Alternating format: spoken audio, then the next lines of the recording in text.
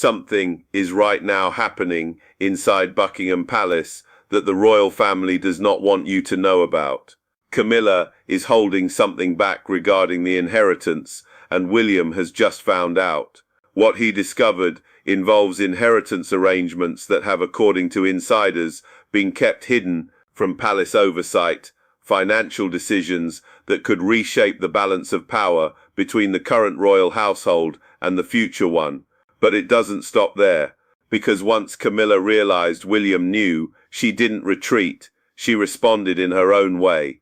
In this video, we are going to walk through exactly what is happening, who is involved, and what it means for the future of the British monarchy.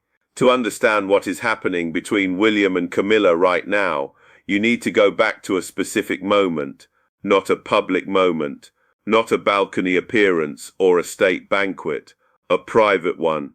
According to sources close to the palace, William began asking questions, specific questions, about money, about arrangements that had been quietly put in place during the years Charles and Camilla spent at Clarence House before the crown, before the coronation, before the world was watching quite as closely as it is now. What reportedly concerned William was not simply that financial arrangements existed. Private wealth management within royal circles is not unusual. What concerned him was that certain inheritance-related decisions appeared to have been made without the kind of transparency that the heir to the throne would reasonably expect. Think about that for a moment.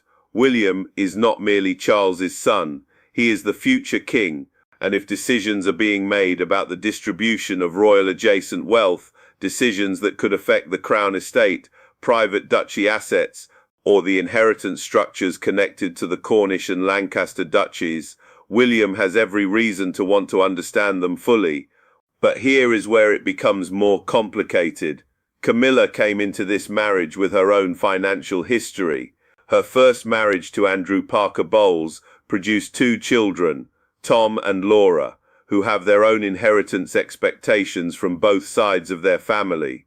What sources suggest is that Camilla has been careful, remarkably careful, in ensuring that certain assets, some connected to the Parker Bowles estate, others reportedly tied to gifts and arrangements made during the long years of her relationship with Charles before their marriage, remain outside the direct line of royal financial scrutiny.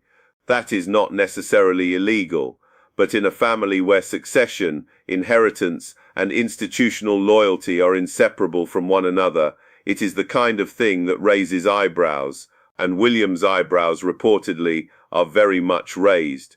He is not a man who asks questions quietly and then moves on. Those who know him describe a prince who is methodical, patient, and increasingly aware of the institutional responsibilities that will soon fall entirely on his shoulders. When William asks a question and doesn't receive a satisfactory answer, he doesn't forget. He waits, and then he acts. The question now is what Camilla was hiding, and why.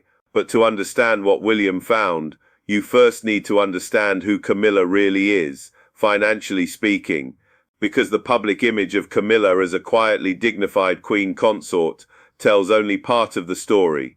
Before she was queen consort, before she was Duchess of Cornwall, before she was even officially acknowledged as Charles's partner, Camilla Parker Bowles was a woman of considerable private means, and she has never been careless with those means. Her family background is more affluent than most people realize. Her father, Major Bruce Shand, was a well-connected wine merchant and decorated military officer whose family had deep roots in the British landed gentry. Her mother, Rosalind Cubitt, was the daughter of Roland Cubitt, 3rd Baron Ashcombe, meaning Camilla has genuine aristocratic inheritance on her maternal side that predates her connection to the royal family entirely. This matters, because it means Camilla entered her relationship with Charles and eventually her marriage with her own financial identity, one that she has, according to sources, been careful to maintain. During the 17 years between her divorce from Andrew Parker Bowles in 1995 and Charles's accession to the throne, Camilla occupied a uniquely ambiguous position. She was the king-in-waiting's partner, but she was not yet a working royal. That ambiguity, sources suggest, gave her significant freedom to make financial arrangements that would have attracted far more scrutiny had they occurred after the coronation. Gifts accepted, property arrangements made, estate planning conducted, all of it legal. But then, reportedly, came the questions about what exactly had been arranged and whether those arrangements had been fully disclosed to the relevant palace financial advisors. There is another layer to this that almost nobody talks about. Camilla's children, Tom Parker Bowles and Laura Lopes, are not members of the royal family. They do not appear on the balcony. They do not carry out royal engagements, but they are their mother's children. And sources suggest that Camilla has been quietly ensuring that whatever wealth flows through her, whether from her own inheritance, from gifts received during her years with Charles, or from arrangements made since the coronation, flows in a direction that protects her children's futures. That is not scandalous on its face. Every mother wants to protect her children. But when you are queen consort and your stepson is the future king, and the institution you represent has historically expected complete financial transparency from those at its apex, quietly redirecting assets away from royal oversight is not simply a private family matter, it becomes an institutional one. And William reportedly understands the institutional dimensions of this better than almost anyone gives him credit for. But the inheritance question is only one part of what William has reportedly been tracking, because while the financial arrangements were being quietly put in place, something else was happening inside the palace simultaneously. Camilla was consolidating power, not in a dramatic, visible way. That is not her style. Camilla operates the way the most effective political operators always have, through relationships, through access, and through the slow, deliberate cultivation of loyalty among the people who matter most. Since Charles became king, sources close to the household have noted a remarkable shift in how decisions get made at the palace. Staff who were considered aligned with William's Kensington Palace operation have found themselves quietly sidelined. Appointments to key advisory positions have gone to individuals with long-standing loyalty to Charles and by extension to Camilla. Private correspondence between the king and senior household officials now reportedly passes through a much tighter inner circle than it did in the early months of the reign. And at the center of that inner circle, sources suggest, sits Camilla. This is not accidental. Those who have watched Camilla operate over the decades describe a woman who understands that in royal life, formal titles matter far less than proximity to power. She has been at Charles's side through the most turbulent chapters of his public life. She understands him, his anxieties, his priorities, his blind spots better than almost anyone alive. And she has used that understanding to position herself not merely as queen consort in name, but as the dominant force within the current royal household in practice. What makes this particularly significant is the contrast with Catherine, Princess of Wales. Catherine has spent years carefully building her own public profile, her early years initiative, her mental health advocacy, her increasingly assured public presence. But inside the palace walls, sources suggest the structural power still flows through those closest to the king. And the person closest to the king is Camilla. William has reportedly watched this consolidation with growing unease. He is not naive about palace politics. He grew up inside them. But there is a difference between understanding that power operates in informal ways and watching your stepmother quietly reshape the institutional architecture around your father in ways that could complicate your own eventual accession. This is not just about inheritance money. This is about who controls the narrative, the access, and the loyalty structures of the British monarchy at one of the most consequential moments in its modern history. And William, sources say, has decided that he is no longer willing to simply observe. Here is something the public rarely sees about William. Beneath the carefully managed public image, the measured statements, the diplomatic appearances, the controlled emotional register, there is a man with an exceptionally clear sense of what he will and will not accept. Those who have worked closely with him describe a future king who has spent years quietly cataloguing the mistakes of the past, the institutional failures, the moments when the palace prioritized optics over accountability, the times when the wrong people were trusted with the wrong information. William has no intention of repeating those mistakes, and sources suggest that his discovery of what Camilla has allegedly been arranging, both financially and politically, crossed at least two of his non-negotiable red lines. The first is transparency. William has spoken privately, on multiple occasions, about his belief that the modern monarchy cannot survive without a fundamental commitment to institutional honesty. Not public honesty in the press release sense, internal honesty, the kind that means when decisions are made that affect the crown, the heir to the throne is not the last to know. The second red line is loyalty. Not personal loyalty. William is pragmatic enough to understand that palace relationships are complex. Institutional loyalty. The expectation that those operating within the royal household are doing so in service of the institution, not in service of their own financial or positional interests. When sources close to William describe his reaction to what he discovered about Camilla's arrangements, the word they use most frequently is not anger, it is something closer to resolve. Because William does not respond to threats, perceived or real, by escalating publicly, he responds by building, quietly strengthening his own network of advisors, carefully positioning trusted allies within key institutional roles, ensuring that when the moment comes, and sources are very clear that William believes the moment will come, he will be in a position of unassailable structural strength. But there is something else driving William's response that goes beyond institutional principle. It is personal. His mother's experience, the ways in which Diana was reportedly kept in the dark about decisions that directly affected her, the manner in which she was gradually marginalized within the very institution she had married into, left marks on William that have never fully healed.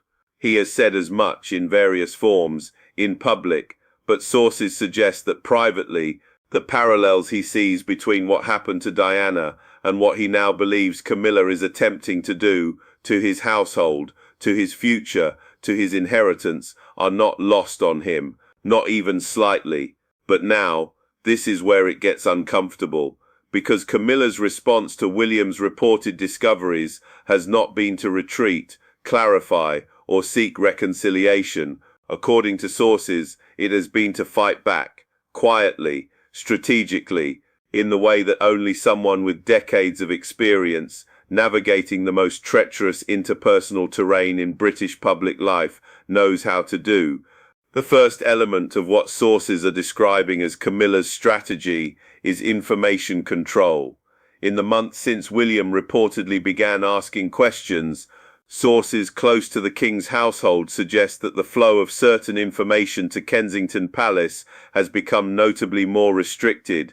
Briefings that would previously have been shared with William's team as a matter of course have allegedly been delayed, edited, or in some cases withheld entirely. This is not the kind of thing that makes headlines. It is the kind of thing that is almost impossible to prove. But in a household where information is currency, restricting its flow to your opponent is one of the most effective weapons available.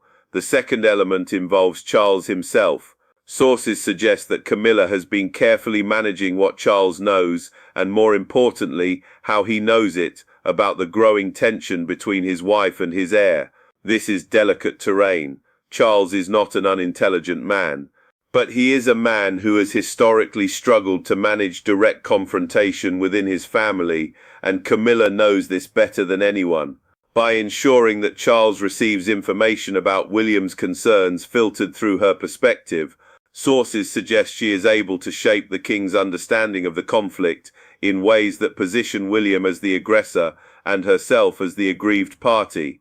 Think about how powerful that is. If Charles believes, even partially, even unconsciously, that William is being unreasonable, that his questions about inheritance and transparency are driven by suspicion rather than institutional responsibility, then Camilla has effectively neutralized her most significant threat without ever having to confront it directly. The third element is public positioning. In the past 18 months, Camilla's public profile has been carefully and deliberately elevated. Her appearances have become more frequent, her causes more visible. Her relationship with the press, historically complicated, has reportedly warmed considerably. Sources suggest this is not coincidental.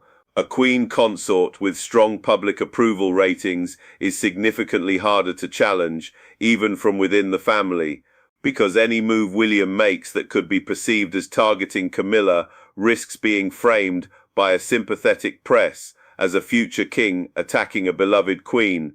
It is, sources say, a remarkably sophisticated operation, but then Camilla has had a long time to understand how these games are played.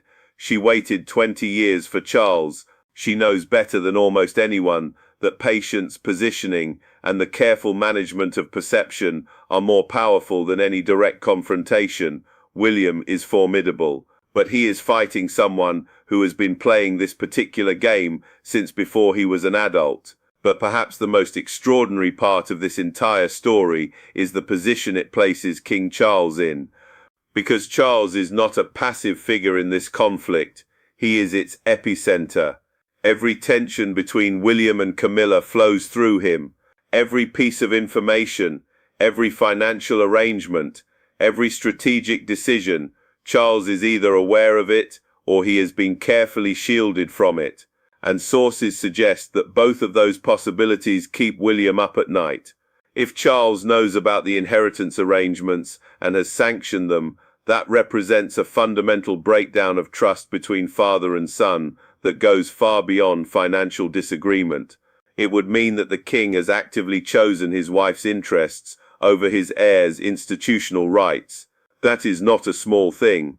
In the history of the British monarchy, the relationship between a reigning sovereign and the Prince of Wales has always been one of the most politically loaded dynamics in the institution. There have been periods of profound tension between George V and the future Edward VIII, between Elizabeth II and Charles himself during his most turbulent years. But those tensions were largely about personal behavior and public perception. What sources suggest is happening now is different.